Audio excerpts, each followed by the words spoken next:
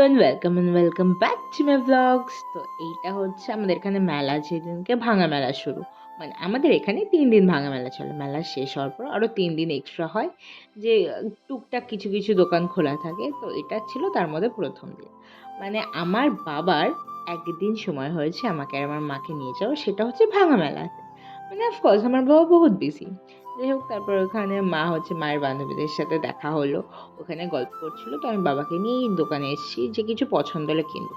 তো বাবা বললো সব কিনে দেবে, তার জন্য আমার কিছু পছন্দ হয়নি। বাট বাবা যদি বলতো ইনকেস যে থাক নিতে হবে না, এই হ্যান ত্যান, অফকোর্স যেটা বাবা কখনো বলে না, বাট স্টিল যদি ওইরকম কিছু বলতো তখন আমার অনেক কিছু পছন্দ হতো। বাট যেহেতু বলেনি, তাও আমি ওই একটা চুড়ি সেট কিনেছি, মানে যেখানে 4 পিস থাকে ঝুনঝুনি।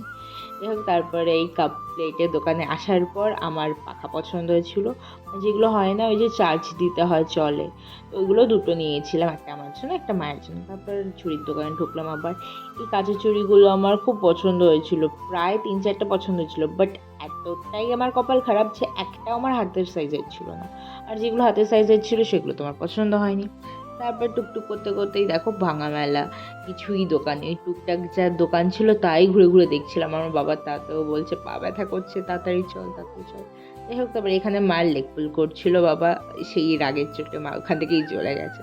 তো তারপরে আমি সেদিনকে মা বাবা সবাইকে আইসক্রিম ট্রিট দিয়েছিলাম। একটা ভাইয়ের জন্য বাড়িতে নিয়ে যাচ্ছিলাম, যেহেতু ভাই আসেনি।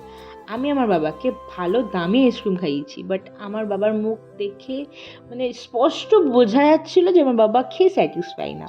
যার জন্য আমার বাবার ফেভারিট 10 টাকার রাবড়ি আইসক্রিম আবার আমি কিনে তারপরে বাবাকে দিয়েছি।